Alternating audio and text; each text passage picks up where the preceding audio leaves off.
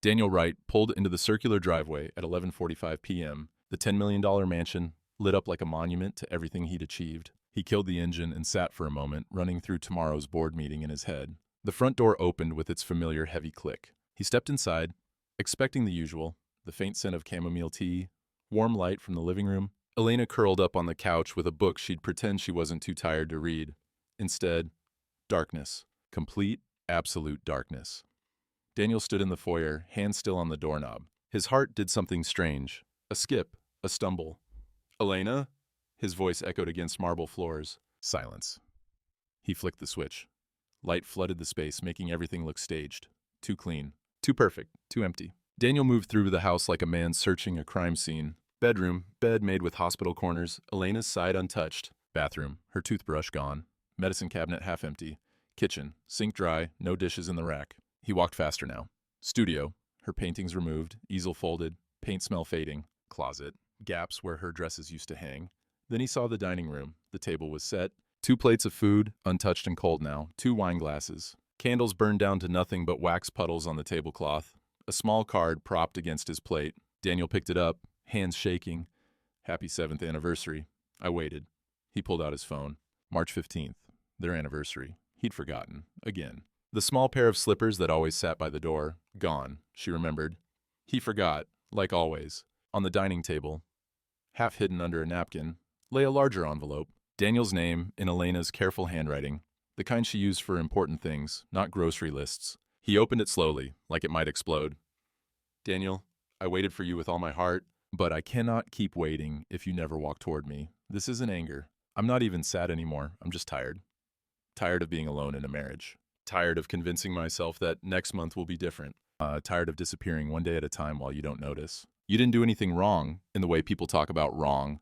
You didn't cheat. You didn't lie. You just weren't here. And I can't live as a ghost in my own home anymore. I love you. That's the worst part. I still love you, but love isn't enough when there's no one there to love." E. Daniel read it 3 times, then a 4th. It still didn't make sense. She was supposed to be here. She was always here. That was the whole point. He worked so she could have everything, and she'd be here when he got home. Except she wasn't. Daniel sat on the marble floor, back against the kitchen island, the note crumpled in his fist. For the first time in maybe a decade, he heard the house. Really heard it. The hum of the Sub-Zero fridge. The tick of the Patek Philippe wall clock Elena had bought him for his 35th birthday. The creak of expensive floorboards settling. $10 million. That's what this house cost. What it was worth, according to the market. But right now, sitting here on this cold floor, it felt like the cheapest place on earth. He looked around. The $30,000 Italian leather couch no one ever sat on. The dining table that seated 12 but only ever had 2. The chandelier Elena had insisted on. For when we have people over, they'd never had people over. His phone buzzed. Work email. He didn't open it. "This house cost me $10 million, he said out loud, his voice strange in the silence. "Why does it feel so fucking cheap?" No one answered. Daniel stood up, pulled out his phone, dialed Elena's number, straight to voicemail. He called again. Again, 5 times. Each time her voice, "Hi, you've reached Elena. Leave a message." On the 6th try, he finally spoke. "Elena, baby, where are you?" His voice cracked. "Please call me back. We can talk about this. Whatever's wrong, we can fix it. Just please call me." He hung up, stared at the phone, waited for it to ring. It didn't. He sat back down on the floor, phone in his lap, eyes on the door like she might walk through it any second. She didn't. The clock ticked. The fridge hummed. Daniel waited. Morning came. Daniel hadn't slept. He dialed Sophia, Elena's sister, at 7 a.m. "Where is she?" Sophia's voice was cold as winter. "She's safe. I need to see her, please." She doesn't want to see you. This is ridiculous. We're married." "Are you?" Sophia laughed, bitter. "Because she's been alone for 2 years, Daniel. You just lived at the same address." Sophia. She told me about the anniversary dinner. How she waited 4 hours. How the candles burned out. How she finally ate alone and went to bed. Daniel's stomach dropped. "I was closing a... I don't care." Sophia's voice cut like a blade. "She doesn't care. That's the point. She's done caring." The line went dead. Daniel stared at his phone, and suddenly he was somewhere else, 3 years ago. Elena's studio, back when she still had one. Afternoon light through paint-stained windows. Elena in her element.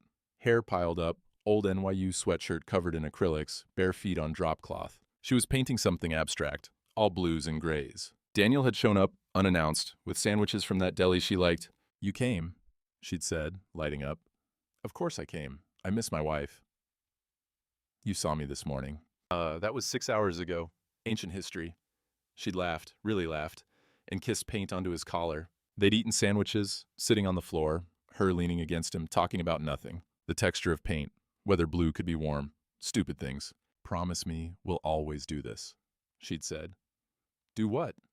"Find each other in the middle of the day." "Promise." The memory dissolved. Daniel looked at the empty studio space in their house. She'd closed it 8 months ago. He'd barely noticed. By noon, Daniel had hired a private investigator. The man's office smelled like coffee and desperation. Photos of cheating spouses lined the walls, evidence for divorce lawyers. "I need to find my wife." The PI, balding, tired eyes, looked up. "She leave you?" "She left." "You want me to track her?" Daniel heard himself say yes, then stopped, looked around the office. The photos, the hidden cameras, the invoices for surveillance. "What am I doing?" he whispered. "Sorry? I'm tracking my own wife like she's a criminal." The PI shrugged. "You'd be surprised how many men sit in that chair." Daniel stood up. "I don't want to be one of them." He walked out, leaving a $100 deposit on the desk. Monday, emergency board meeting. Richard, the CFO, cleared his throat. "Daniel, we need to discuss something sensitive." The other board members looked uncomfortable. "What?" Richard slid a document across the table. "Investor memo. Page 3, highlighted. Concerned about CEO's family stability, Wright Industries markets family values. Recent rumors of marital discord may impact brand perception." Daniel felt heat rise to his face. "My personal life is none of your business." "It is when it affects stock price," Richard said carefully. "You're the face of this company. Investors trust stable families." "My marriage isn't a marketing asset." Actually it is." Richard didn't blink. "You've built this company on the family man who succeeded narrative. If that falls apart, get out." Daniel's voice was quiet. "Daniel, all of you, get out of my office." They left. But the document stayed on the table. Daniel sent flowers, 100 roses to Sophia's address. They came back the next day. Delivery driver looked embarrassed. Said to return these, and as attached to the bouquet, a note in Elena's handwriting. "I don't need flowers, I needed you." Daniel sat in his office, the roses wilting on his desk. His assistant, Marie, knocked softly. "Sir, do you want me to—" "Leave them. They'll die." "Good." Daniel stared at them. "Let them." Marie hesitated. "Sir, forgive me for asking, but are you okay?" He almost laughed. "No, Marie, I don't think I am." "Is there anything I can do? Can you turn back time?" "I'm afraid that's above my pay grade." Then no, there's nothing." The roses stayed. 3 days later, petals littered his desk like casualties. The dead roses made him remember. 1 year ago, their 6th anniversary, Elena had called him at 3 p.m. "You're still coming to dinner, right?" "Of course. Reservation at 7? 7. I'm excited." He'd heard the hope in her voice. Should have known then. At 6:30 p.m., his phone rang. Board member crisis. Merger talks falling apart. He'd called Elena at 6:35. She answered on the first ring. "Baby, I'm so sorry." "Emergency meeting. I'll make it up to you." Silence. Then, "Okay, I promise. Next week, anywhere you want." "Okay, Daniel. You're not mad?" "No, I'm not mad." He'd heard something in her voice but hadn't identified it then. Now he knew. Resignation. She'd sat alone in that restaurant for 30 minutes. Ordered water, left. When he'd gotten home at midnight, she was asleep. The dress she'd bought specially was draped over a chair, makeup still on. He'd kissed her forehead. "Next time," he'd whispered. There was no next time. He'd forgotten the next anniversary entirely. Tuesday morning, Daniel's assistant burst in without knocking. "Sir, you need to see this." She handed him her phone. Business Journal article, Wright Industries, CEO's marriage in crisis. Sources close to the Wright family confirm CEO Daniel Wright, 39, is currently separated from his wife, Elena Wright, 32. The couple, married 7 years, reportedly split after Mrs. Wright left their $10 million Bel Air mansion 3 weeks ago. Industry insiders question whether personal instability could affect Wright's leadership at the publicly traded company, which has marketed itself on family values since its founding. Daniel's phone started ringing. Investors, board members, PR team. He turned it off. Marcus showed up unannounced at 2 p.m. Daniel's best friend since college, the only person with unrestricted office access. He took one look at Daniel and said, "You look like shit." Elena left. I know. Daniel's head snapped up. You know, how long have you known? That she'd leave? Marcus sat down. About a year. A year? Dan, we all saw it coming. You were the only one who didn't. We all? Who's we? Everyone who's ever seen you two together in the last 3 years. You'd show up to events an hour late. She'd be sitting alone, smiling like everything was fine. But her eyes, Marcus shook his head. Her eyes were already gone, man. Why didn't you say something? I did. Multiple times. Remember last Christmas? I told you to go home early. You said just one more meeting. Daniel remembered. That was different. It was never different. It was always one more meeting. One more deal. One more thing more important than her. I was building something for us. You built a $10 million prison. Daniel drove past Elena's old studio that evening. The space was a yoga studio now. 6 months ago, she'd closed it. He'd found out from their accountant, Sir, I notice Mrs. Wright hasn't renewed the studio lease. Should I flag this? What studio? Her art studio. Downtown. She's had it for 5 years. Oh. Right. No. Don't flag it. He'd meant to ask her about it. Got busy. Forgot. 2 weeks later, he'd walked past the spare bedroom, her home studio, painting supplies in boxes. Spring cleaning? He'd asked. Something like that, she'd said, not looking at him. Where will you paint? I don't know. Maybe I won't. He'd kissed her forehead. Don't be silly. You're brilliant at it. Then he'd taken a work call. She'd never painted again. Standing outside the old studio now, Daniel finally understood. She hadn't stopped painting because she lost inspiration. She'd stopped because she'd lost herself. Dr. Chen's office was smaller than Daniel expected. Comfortable chairs, soft lighting, a box of tissues on every surface. Why are you here, Mr. Wright? To learn how to get my wife back. That's not why you're here. I'm sorry. Dr. Chen leaned forward. You're here to learn why you lost her. The getting back part, that's not in my control or yours. But the understanding that we can do. I don't understand what there is to understand. I worked hard. I provided for her. She had everything. Did you ask her what she wanted? She never complained. Did you ask? Silence. No, Daniel finally said. I didn't ask. Then let's start there. Daniel called an emergency board meeting, his board. I'm stepping down from 3 external boards effective immediately. Shock around the table. Daniel, that's suicide? I'm also reducing my hours here to 50 per week. No more 80-hour weeks. And you can't be serious. I'm the largest shareholder. I can do what I want. He stood. I built this company because I was terrified of being poor again. Turns out I should have been terrified of being alone. Richard stood. This is insane. Maybe. But my marriage already committed suicide while I was in meetings. I'm attempting CPR. He walked out, leaving his board stunned. For the first time in 8 years, Daniel left the office at 5 p.m. Word count, 169. Saturday morning, Daniel stood in his kitchen, attempting pancakes. Elena used to make them every Sunday. Blueberry. Perfect golden circles. His first attempt, a charred blob that stuck to the pan like concrete. Second attempt, raw in the middle. Third, somehow both burned and raw. He sat at the dining table, eating rubbery pancakes, and laughed. Actually laughed, then cried a little. She made this look so easy, he said to the empty room. The room, as usual, didn't answer. He looked at his phone. YouTube. How to make basic pancakes. 6 videos later, he tried again. Still terrible. But less terrible. Progress, he thought. This is what progress looks like when you start from zero. Daniel did something he swore he'd never do. Watch the security footage. 2 years of their lives, recorded by cameras he'd installed for safety. He watched Elena. February 2024. She waits on the couch, book and lap, tea cooling, checks her watch. 8 p.m., 9 p.m., 10 p.m. At 11 p.m., she stands, dumps the tea, goes to bed. March 2024. Same couch, different book, same waiting. June 2024. She stopped dressing up. Sweatpants now. September 2024. She talks to herself. He can't hear the words, but he sees her lips moving. Is she practicing what she'll say when he gets home? Or just filling the silence? November 2024. She doesn't wait anymore. Goes straight to bed at 9 p.m. January 2025. She sits on the couch one last time. Stares at the door, stands, touches the armrest like saying goodbye. February 2025. The couch is empty. Daniel turned off the footage. 2 years of her disappearing, one day at a time. And he'd been there. For none of it. Week 4 since Elena left. Elena stood in the gallery, hands in her coat pockets, staring at her own painting. Part of a group exhibition she'd submitted work to 6 months ago, back when she still believed in something.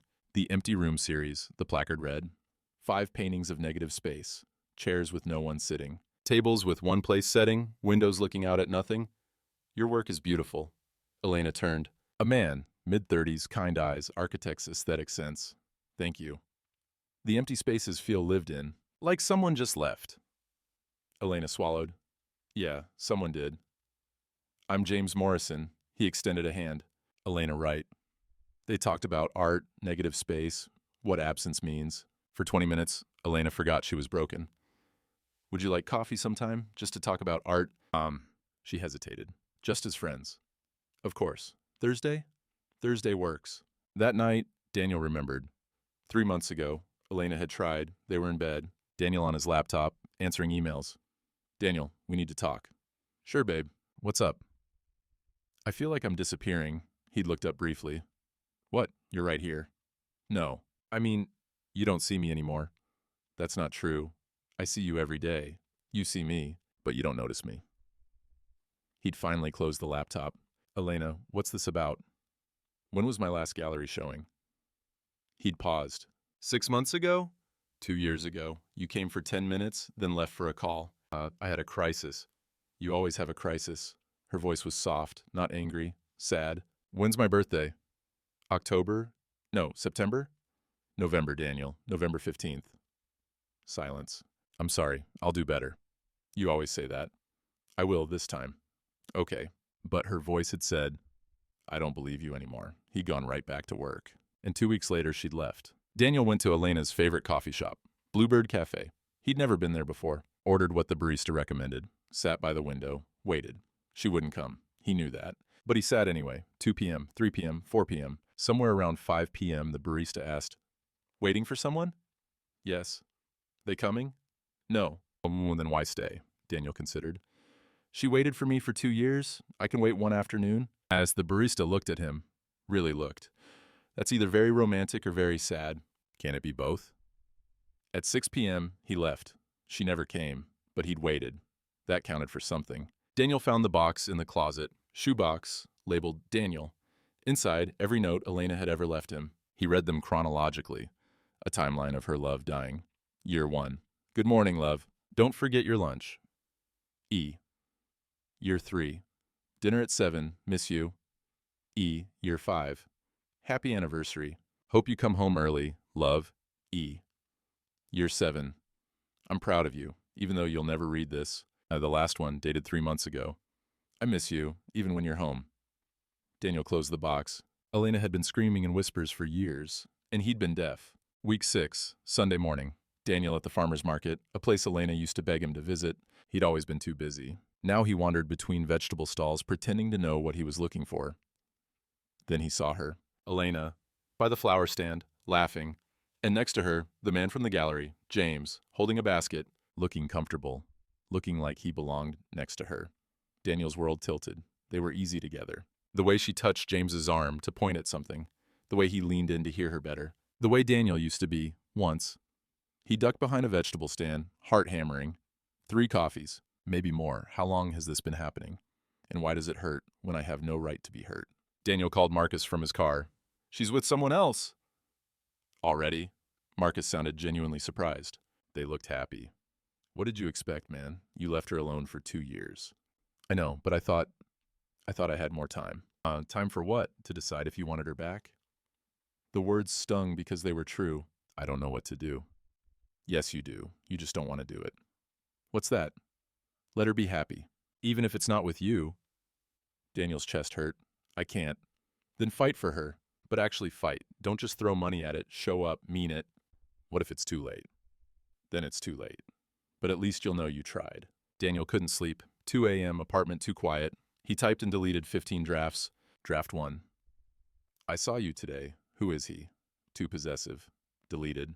Draft 2. I miss you. Too simple. Deleted. Draft 3. Come home. Too desperate. Deleted. Finally, he wrote, I saw you today. With him. You looked happy. I'm not texting to ask you to choose me. I just need you to know. I'm sorry. I'm sorry I didn't see you when you were right there in front of me. I'm sorry. I thought money and success could replace my presence.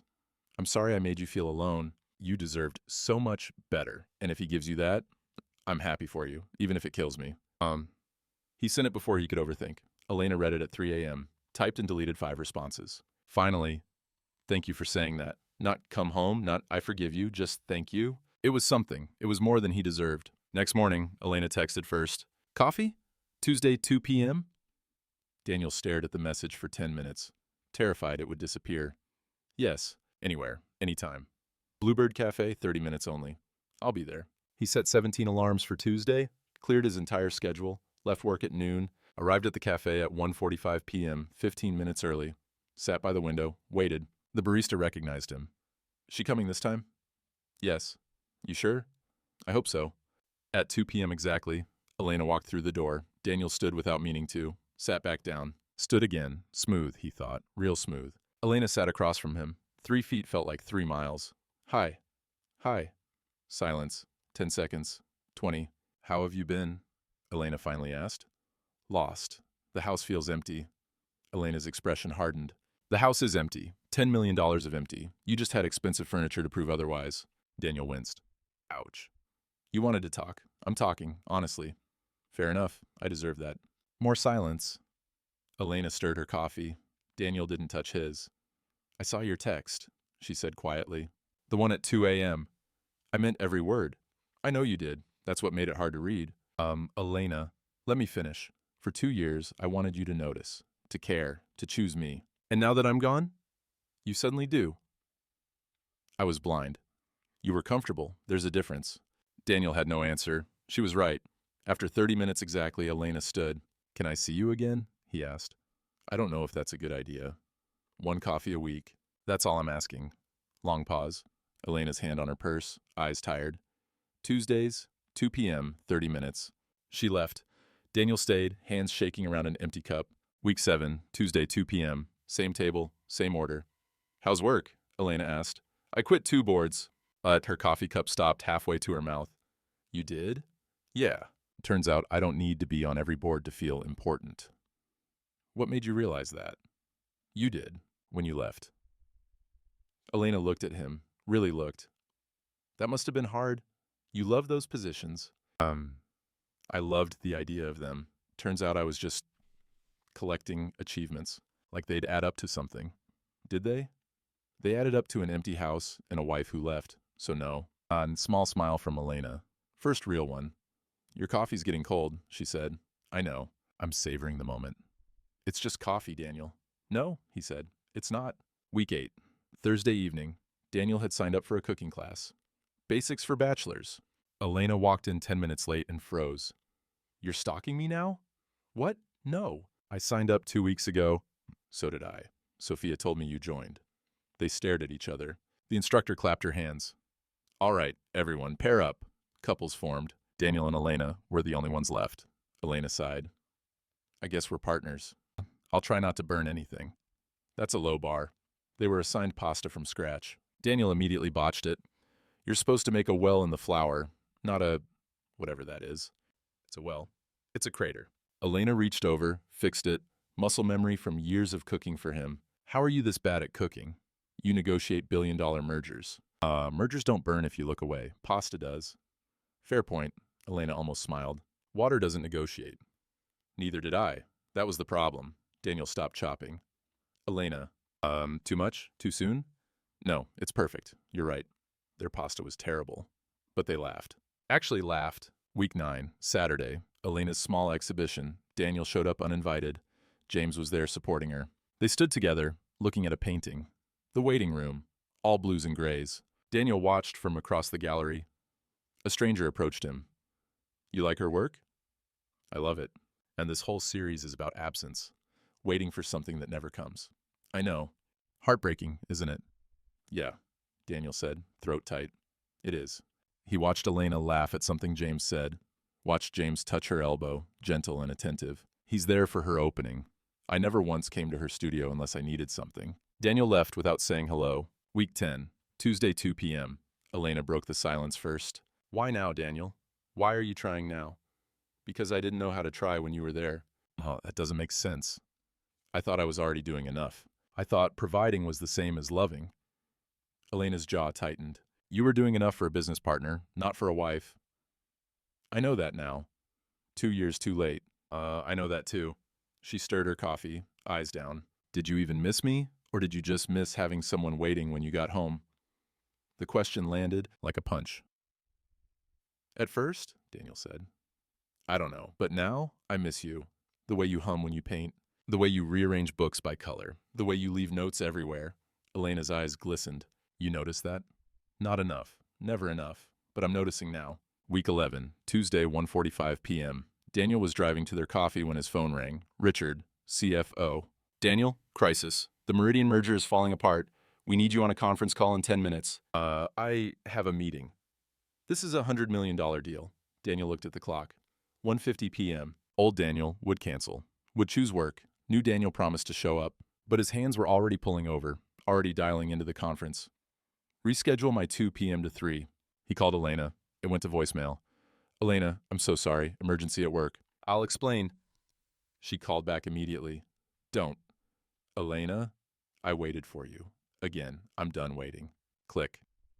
Daniel sat in his car, conference call talking in his ear, and realized he'd failed. Again. The board was mid-sentence when Daniel interrupted. I have to go. What? We're in the middle of...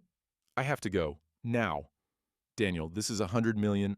I don't care. And he hung up, drove 90 in a 60 zone, pulled into the cafe, parking lot at 2:30 p.m. Late, but there. Elena was still sitting there, waiting. She looked up when he walked in. You're late. I know. Why did you come? Because I chose you. They were talking about money, and I chose you. You want a medal for doing what you should have done 7 years ago? No, I want a chance. Oh, well, at least you're finally asking instead of assuming. Daniel sat.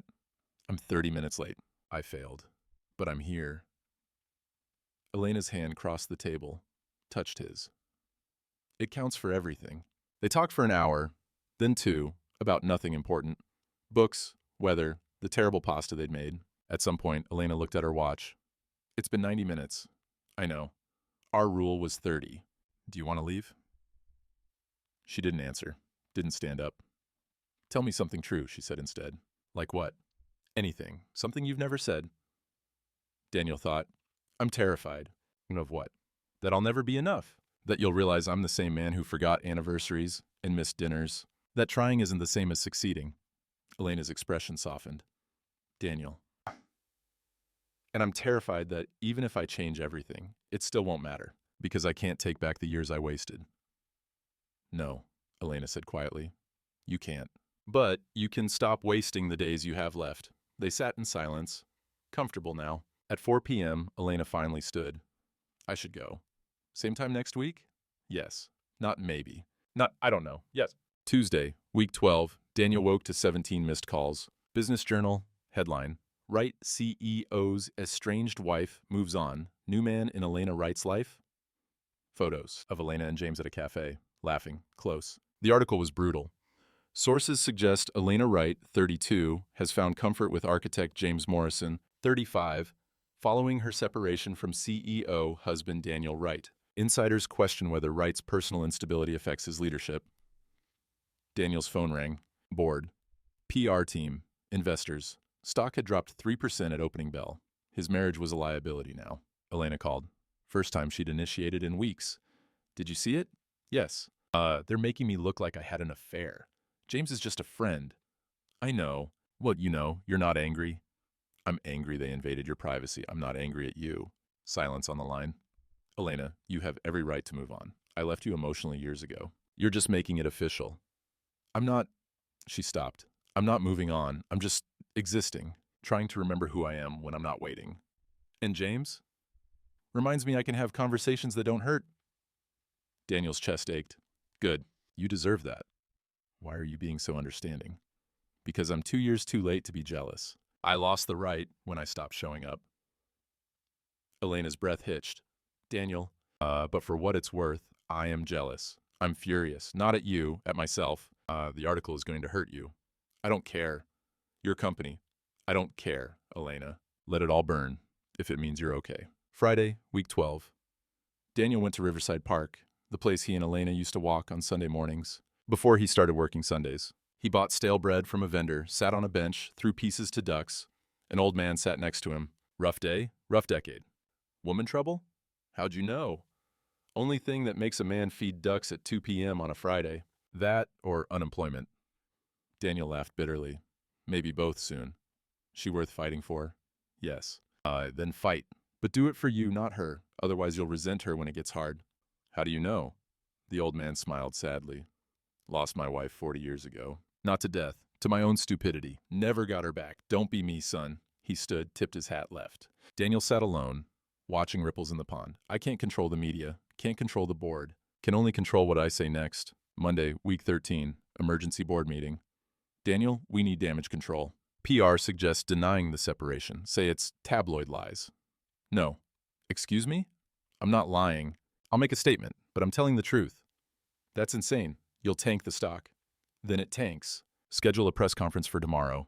Daniel, I'm done hiding. I failed my marriage. I'm not going to fail my integrity too. Richard leaned forward. This could cost you the company. Then it does. But I'm not lying about Elena. Not anymore. The board stared. Daniel stood. Press conference. Tomorrow, 10 a.m. Set it up. Tuesday, week 13. Press conference. Live streamed. Daniel in a suit, no script. Reporters shouted questions. Mr. Wright, is your marriage over? Daniel took a breath. My wife left me 3 months ago. Not because she stopped loving me, because I stopped showing up. Silence. Cameras clicking. I thought providing was enough. A house, money, security. But I gave her everything except what she actually needed. Me, my time, my attention, my presence. Are you admitting fault? I'm admitting the truth. I was a good provider and a terrible husband. What about James Morrison? I hope he treats her better than I did. She deserves that. The clip went viral within hours. CEO admits marriage failure in shocking press conference. Comments were divided. Some admired the honesty. Others called it weakness. Daniel didn't care. He'd told the truth. Elena watched the press conference alone, Sophia beside her. She watched Daniel's face as he said, I stopped showing up. Watched him say she deserves better. Tears ran down her face. He just admitted everything publicly, Sophia said. He put his ego aside, in front of everyone. What are you going to do? Elena wiped her eyes. I don't know. But I need to see him. She texted, Can we talk? Not at a cafe. Somewhere private. And Daniel replied instantly. Anywhere. Anytime. The house. Tomorrow night. Elena stared at the message she'd just sent.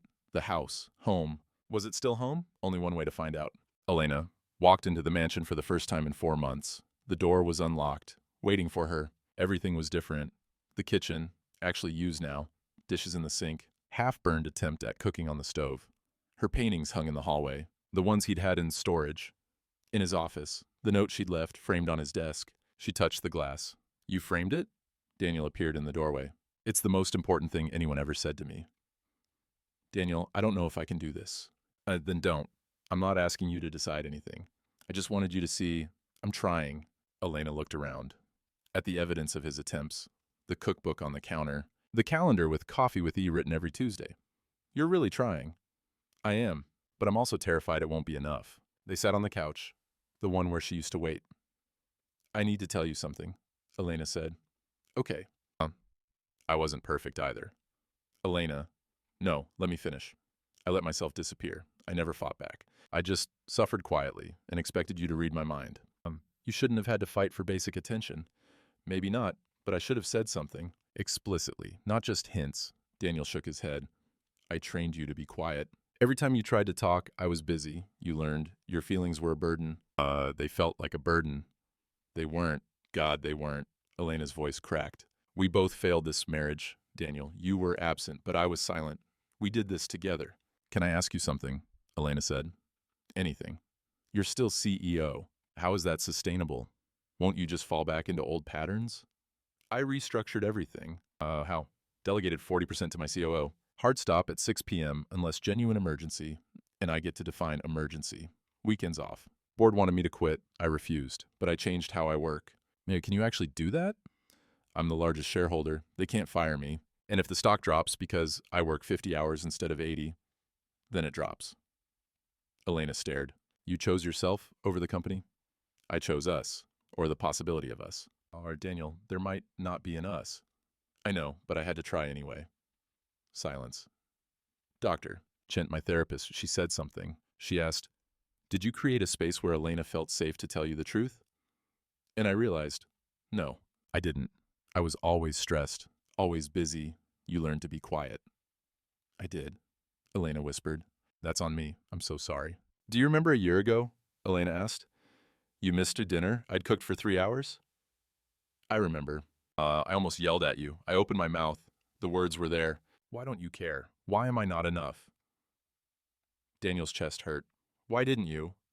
You looked so stressed, so exhausted. I thought, he's carrying so much. I don't want to add to it. So what did you say? It's okay. I understand. Daniel closed his eyes. And I said, thanks, babe. You're the best. You kissed my forehead and went to your office. And I thought you were okay. And I thought it was my job to be okay. They sat with that truth. I should have yelled, Elena said. I should have asked why you didn't. We're both idiots. Yeah, we really are. After hours of talking, of crying, of honesty, Elena asked, if I come back, can you promise it'll be different? Daniel met her eyes. No. She blinked. No? I can't promise perfect. I can't promise I won't mess up, but I can promise I'll show up. I'll be present. I'll choose you every single day. That's all I ever wanted. I know. And I'm sorry it took losing you to figure that out. Elena touched his hand. I don't know if I'm ready to come back. I'm not asking you to. I'm just asking for time. To prove I mean it. How much time? However much you need. Weeks, months, years. I'll wait. You hate waiting. I'm learning. They walked through the mansion together, room by room, kitchen. You kept the ugly lamp. You picked it, as I picked it because it was on sale. Daniel laughed. Then it's a beautiful bargain. A living room. She sat on the couch. He sat next to her. Not touching, just close. This couch has bad memories, she said. We can get a new one. Or make better memories on this one. Bedroom. They stopped at the doorway. I'm not ready to stay tonight, Elena said. I know. I wasn't asking. But maybe soon? Whenever you're ready. Or never. Either way, I'll still be here. Elena looked at him, really looked, saw the exhaustion, the hope, the fear. You really mean it. Every word. At the door, she kissed his cheek. First physical affection in months. I'll call you, she said. I'll answer. She left. But this time, it felt different. Like leaving, not goodbye. 6 months after the press conference. Elena didn't move back in all at once. First, a toothbrush. Then a weekend bag. Then her painting supplies. By month 3, she stopped asking, should I go? Because this was home again. They never had the conversation. She just stayed. Tonight they cooked together. Daniel's pasta was still slightly crunchy. I'm beginning to think that's your signature, Elena said. Culinary crimes? Exactly. But you're still here. Yeah, I am. They ate dinner, phones off, TV off, just them, talking about nothing important, weekend plans, whether to get a dog. The neighbor's terrible hedge trimming, normal, beautifully boringly normal. After dinner, Elena painted in her studio. The spare room Daniel had cleared out. Daniel read in the living room, separate, together. At 10 p.m., she came out, paint on her hands. Tea? She offered. I'll make it. You'll burn the water. I've gotten better. He had. Kind of. They sat on the couch, the one with bad memories becoming good ones. Do you know what day it is? Elena asked. Tuesday. It's been exactly 1 year since you came home to an empty house. Daniel was quiet. Best worst day of my life. Best worst? Worst because I lost you. Best because I woke up. Elena rested her head on his shoulder, something she'd been doing more lately. Do you still go to therapy? She asked. Every week. You? Every week? Are we broken? Probably. But we're working on it. Together? Together. They sat in comfortable silence. The kind that used to terrify Daniel. Now he understood. Silence is an absence. Sometimes it's just peace. I love you, he said. I know. Do you love me? Elena lifted her head, looked at him. I'm here, aren't I? That's not an answer. Yes, I love you, even when it's hard, especially when it's hard. Later that night, Elena grabbed her keys.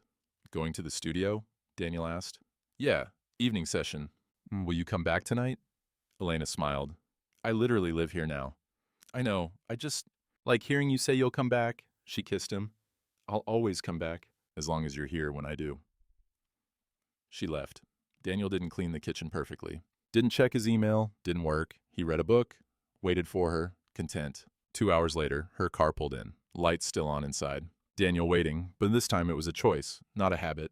She walked in, paint-stained and happy. Did you miss me? Every second. Liar, you were reading.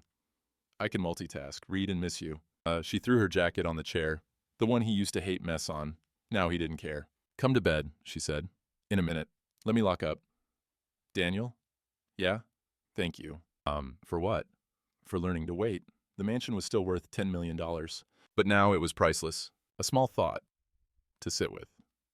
Some endings aren't endings. They're beginnings dressed as losses. Daniel didn't get his wife back because he bought flowers or made grand gestures. He got her back because he learned to sit still, to wait, to understand that love isn't something you achieve, it's something you practice. Elena didn't return because she forgave everything. She returned because she saw something shift. Not perfection, but effort. Not promises, but presence. Their story isn't a fairy tale. It's more honest than that. They still fight. Daniel still works too much sometimes. Elena still goes quiet instead of speaking up. But now they notice. Now they course correct. The mansion still echoes. But the echoes are different now. Laughter instead of silence. Conversation instead of waiting. If you're reading this and seeing yourself in Daniel, you can't buy your way out of loneliness. But you can choose differently, starting now. If you're seeing yourself in Elena, your silence isn't patience, it's erasure. Speak, even when it's hard, especially when it's hard. And if you're seeing both, you're not broken beyond repair, you're just human, flawed, trying. That's enough. That has to be enough. A note on fiction. This story is fictional. All characters, events, and situations are products of imagination. If you found yourself in these pages, I hope it gave you something to think about, but please don't mistake fiction for advice. Real relationships are complex and every situation is unique. If you're struggling in your relationship, consider speaking with a therapist or counselor who can provide personalized guidance. Take care of yourself. You're worth it.